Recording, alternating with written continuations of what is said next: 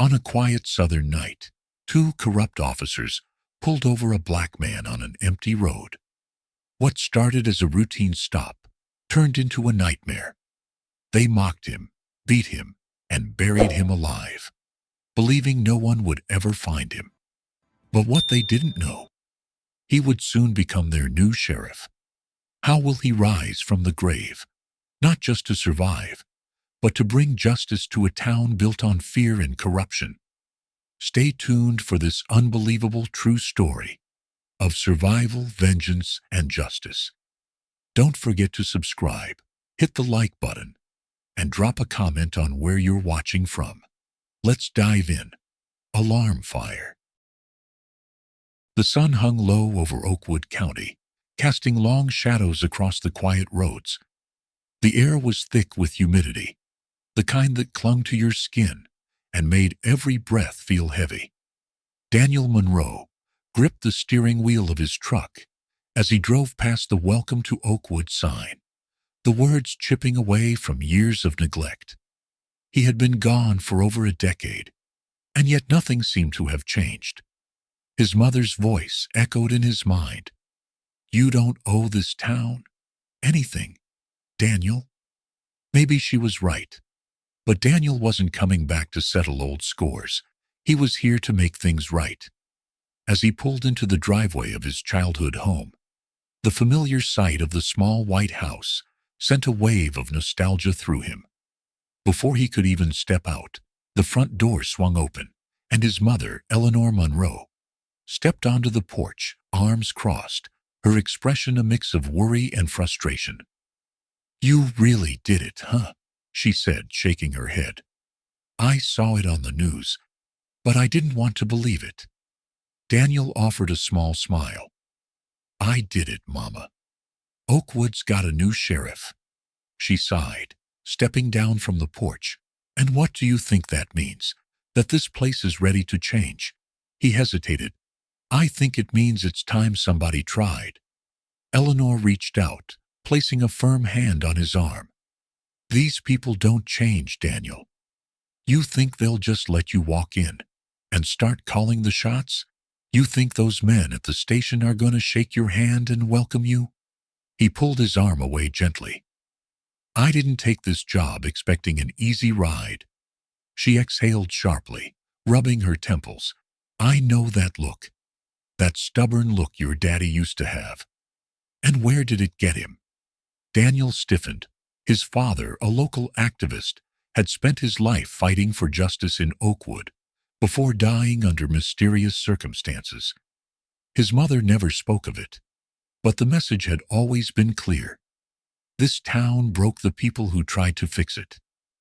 "I'm not Dad," he said quietly, "but I can't just walk away." Before she could respond, a car pulled up to the curb, and a familiar face stepped out. Lisa Carter, one of the only officers at the department he trusted. "Sheriff," she greeted him with a tight nod. "I figured you should know. You've got a welcoming party waiting for you downtown." Daniel frowned. "Protesters?" Lisa shook her head. "Cops. They ain't happy about this change." Eleanor's hand tightened around Daniel's wrist. "I told you," she whispered. Daniel inhaled deeply, forcing a calm he didn't fully feel. He looked at his mother, then back at Lisa. "Let's go see what they have to say." As he climbed into Lisa's car, his mother's voice lingered in his ears. "You don't owe this town anything." But as they drove toward the sheriff's station, Daniel knew one thing for sure. This town owed him a reckoning. The Oakwood County Sheriff's Department building loomed ahead as Daniel Monroe stepped out of the car. A group of deputies stood outside, their arms crossed, their gazes cold and unwelcoming. Lisa Carter, walking beside him, muttered under her breath, "They've been standing there since they got the news. You'd think we were being invaded." Daniel straightened his shoulders and adjusted the badge pinned to his chest. This wasn't just a building, it was enemy territory. As he walked up the steps, one of the deputies, A tall, broad-shouldered man with a crew cut stepped forward. Tom Grady. Daniel recognized him immediately. The man had been a deputy when Daniel was a teenager, the kind who loved to remind people like him that the law didn't work the same for everyone. "Morning, Sheriff," Grady drawled, the word thick with sarcasm. "Didn't expect to see you here so soon." "I'm sure you didn't," Daniel replied evenly. Grady smirked. "You're a brave man, walking in here like you belong." Daniel took a step closer, closing the space between them. "I do belong. And last I checked, I was elected to lead this department. That means every officer here, including you, answers to me." A few deputies behind Grady chuckled, but the tension in the air was suffocating. Another deputy, Rick Nolan, shook his head. "You really think you're gonna last, Monroe? We've been running things here a certain way for a long time. You don't just walk in and change that." Daniel's jaw tightened. "The way things have been running is exactly why I'm here." Grady chuckled and turned to the others. "Well, listen to that, boys. The sheriff here thinks he's a hero." He turned back to Daniel, voice lowering to a dangerous whisper. "You got no friends in this building, Monroe. And if you think that badge is gonna protect you, you're dumber than I thought." Lisa stepped forward, her voice sharp. "You're out of line, Grady." He scoffed, but didn't break eye contact with Daniel, just giving the sheriff a friendly warning. Daniel took a slow breath, then nodded. "You know what, Grady? I'll take that under advisement. But let me give you a warning. You come at me sideways again, and I'll have you out of here so fast, you won't have time to pack up your desk." Grady's smirk faltered for half a second before returning. "We'll see." Daniel brushed past him and entered the station. The inside wasn't any friendlier. Officers paused their conversations to glare. Some whispered under their breath. Lisa leaned toward him. "They're waiting for you to fail." Daniel clenched his fists, his voice a quiet promise. "Then, we make damn sure I don't." He didn't come back to Oakwood to play by their rules. He came to burn their rules to the ground. The night was thick with silence as Daniel Monroe drove down a deserted back road outside Oakwood County. The emergency call had been urgent, a violent assault reported near an abandoned farmstead. But something about it felt off. His grip on the wheel tightened as he glanced at the GPS. No backup, no radio signal, just him and the darkness. Then, in the rearview mirror, headlights. A patrol car sped up behind him, its sirens off, but its intent clear. Before Daniel could react, the car slammed into his bumper, sending his truck skidding off the road. His tires screamed against the gravel as he fought for control. But another hit sent him spinning into a ditch. Dazed, he reached for his radio dead signal. The car doors behind him slammed shut. Heavy footsteps approached. Daniel unbuckled himself and reached for his gun. But before he could draw it, a fist crashed into his temple. The world blurred. He hit the ground hard, the taste of blood filling his mouth. Boots stomped into the dirt around him. Then came the voice, cold and familiar. "Tom Grady." "Well, well," Grady sneered. "Guess the sheriff finally learned what happens when you don't listen." Daniel tried to push himself up, but another kick to the ribs knocked the wind out of him. "You know, Monroe," Rick Nolan chimed in, crouching beside him, "you really should have stayed gone. Oakwood ain't your town." Daniel spat blood onto the dirt. "You really think you're gonna get away with this?" Grady laughed. "Oh, we ain't getting away with anything.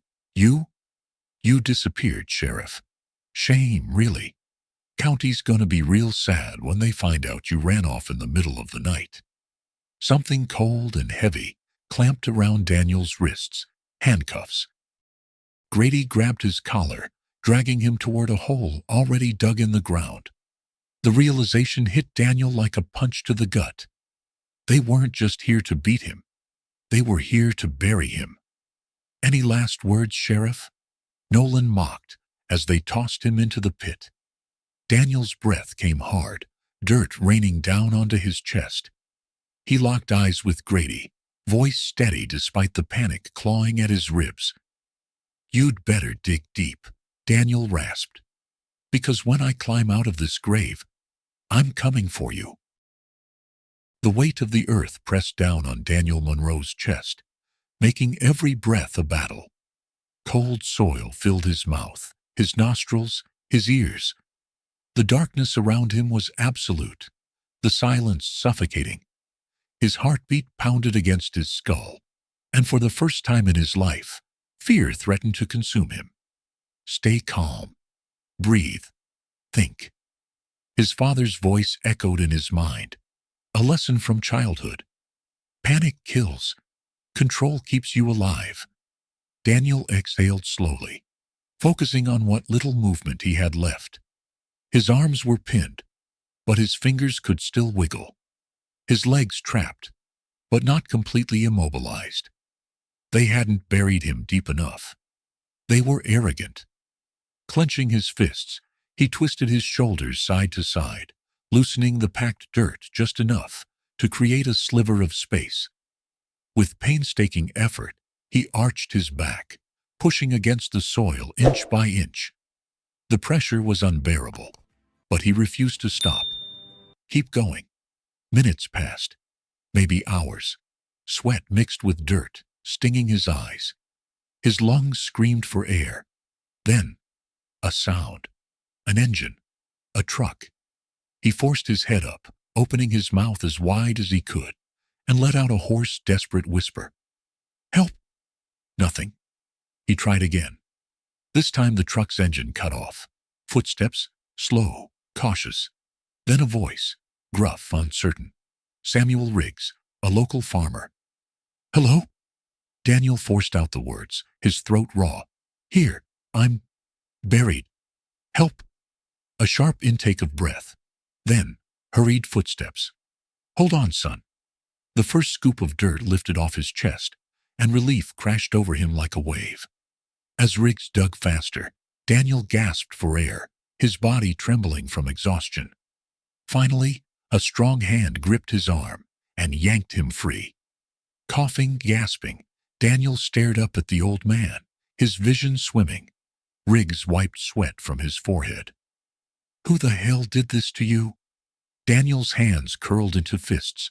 His voice was weak but steady. "Cops." Riggs' expression darkened. "Figures." Daniel pushed himself up, rage burning away his exhaustion. "They should have buried me deeper." Samuel Riggs' truck bounced over the uneven dirt road, kicking up dust in the moonlight. In the passenger seat, Daniel Monroe gritted his teeth, pain searing through his ribs. But his mind was already racing ahead.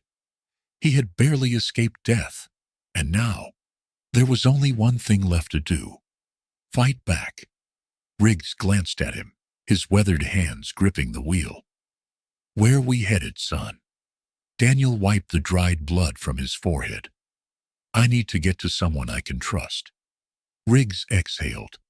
"That list can't be long." "It's not." 20 minutes later, the truck rolled to a stop outside Deputy Lisa Carter's house. Riggs cut the engine, but before Daniel could move, he gripped his arm. "Listen, I don't know much about you, but I know Oakwood.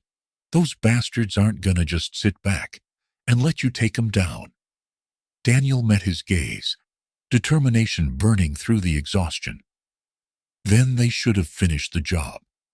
He pushed open the door and limped toward the house. Before he could knock, Lisa Carter was already unlocking the door, a gun in her hand. Her eyes widened. "Jesus, Monroe! What the hell happened?" Daniel stepped inside, blood-stained, covered in dirt, but unbroken. "Grady and Nolan happened," he said, voice like steel. "They tried to bury me." Lisa's face hardened. You need a doctor. I need justice. Lisa sighed, locking the door behind him. All right, talk. Daniel sat at the kitchen table as Lisa grabbed a bottle of whiskey and some medical supplies. As she cleaned a cut above his eye, he laid it all out: the ambush, the burial, and the fact that Oakwood's corruption ran deeper than anyone realized. Lisa listened, jaw clenched. I knew those bastards were dirty, but this is a whole new level. We need proof, Daniel said. Something that won't just get them fired, something that'll put them behind bars. Lisa stood, moving to a locked drawer in her living room. She pulled out a file and tossed it on the table. Daniel flipped through the pages: complaints, reports of excessive force, missing case files. Lisa's voice was quiet but firm. I've been collecting these for years, waiting for the right moment. You're it. Daniel closed the file, his grip tightening. This isn't just about Grady and Nolan, he said.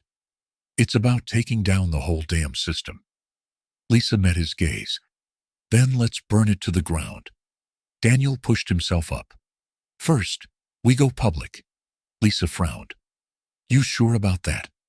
Daniel grabbed his phone, dialing a number he never thought he'd use. The FBI. They tried to silence me. Let's make sure the whole world hears me instead. The Oakwood County Sheriff's Office was in chaos.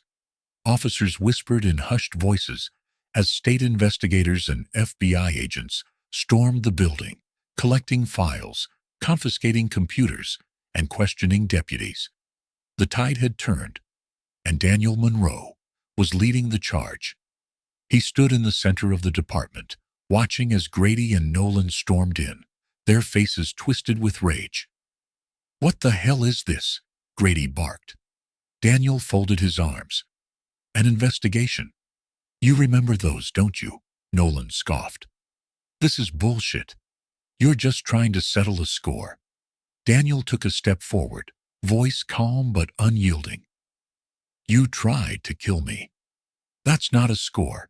That's attempted murder. He gestured toward the FBI agents. And these folks? They don't like dirty cops. One of the agents, Agent Cole, stepped beside Daniel, holding a stack of files. Tom Grady, Rick Nolan, you're both under arrest. Charges include attempted murder, obstruction of justice, conspiracy, and multiple civil rights violations. Grady's face turned red. This is a damn witch hunt. Agent Cole didn't flinch. You have the right to remain silent. Two officers grabbed Grady's arms, yanking them behind his back as handcuffs clicked shut. Nolan tried to resist, but another agent slammed him against a desk. You think this is over, Monroe? Grady hissed as they pulled him toward the door. You think you won? Daniel leaned in, voice low. I'm just getting started. Grady struggled, but the agents shoved him forward. The moment the two men were dragged out of the station, the entire room fell into a stunned silence. Daniel turned to face the remaining deputies. Some looked furious, others uncertain. But Lisa Carter stepped beside him, her badge gleaming. If any of you have a problem with what just happened, she said, scanning the room, there's the door. No one moved. Daniel exhaled, looking around the room. His department now. You want to be a cop in this county? He said. Then we do this the right way. No more corruption. No more fear. No more cover-ups. If that's a problem, you're free to leave. Silence. Then, one by one, deputies nodded.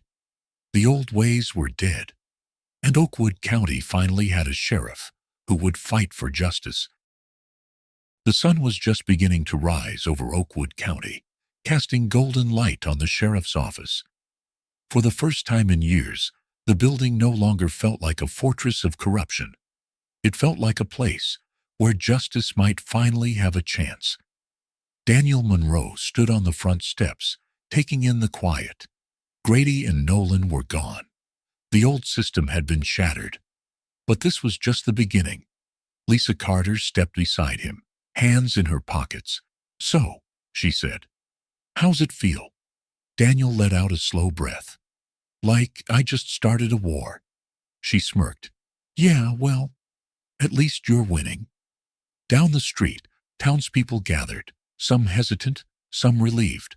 A young black man, Jeremy Foster, the one Daniel had saved from a false arrest, stepped forward. "Sheriff," he said, voice steady, "I just wanted to say thanks." Daniel met his gaze. "I didn't do this alone." Jeremy nodded. "Maybe, but no one ever fought for us before." Daniel glanced at the sheriff's badge pinned to his chest. It wasn't just metal. It was a promise. Behind him, the office bustled with activity. A department rebuilding from the ground up. Lisa nudged him. "You ready to clean up the rest of this mess?" Daniel smiled faintly. "Let's get to work." As he stepped inside, he knew one thing for certain. Oakwood County would never be the same again. The story of Daniel Monroe is more than just a fight against corruption. It's a lesson in courage, perseverance, and justice. It reminds us that change is never easy, especially when facing powerful forces that have controlled a system for years. But real change only happens when people are willing to stand up, challenge injustice, and refuse to back down. Key takeaways.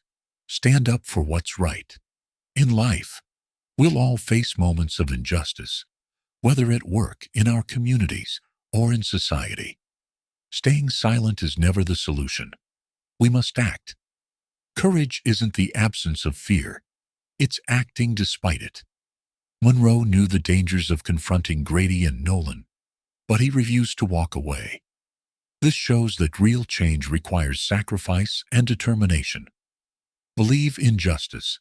Systems can be broken, but with enough honest, dedicated people, they can be rebuilt. How to apply this in real life? Never ignore injustice, whether big or small. If you see something wrong, speak up or take action. Build strong communities. When facing adversity, find allies, unite, and fight together. Stay true to your principles. Like Monroe, never let fear dictate your life. Monroe's story reminds us that justice isn't given. It's something we have to fight for. Today's story isn't just about fighting corruption. It's about having the courage to stand up when everything is against you. Daniel Monroe chose to risk everything for justice, knowing the dangers that came with it. Now, let's put you in his shoes. If you were in his position, what would you do? Would you? 1. Stand your ground and fight against the corruption, even if it meant risking your life. 2. Find a way to compromise and avoid the danger, even if it meant letting injustice continue. Drop a 1 or 2 in the comments below. I'd love to hear your thoughts. And don't forget to like, subscribe, and share if this story inspired you. Let's keep the conversation going. Blast off.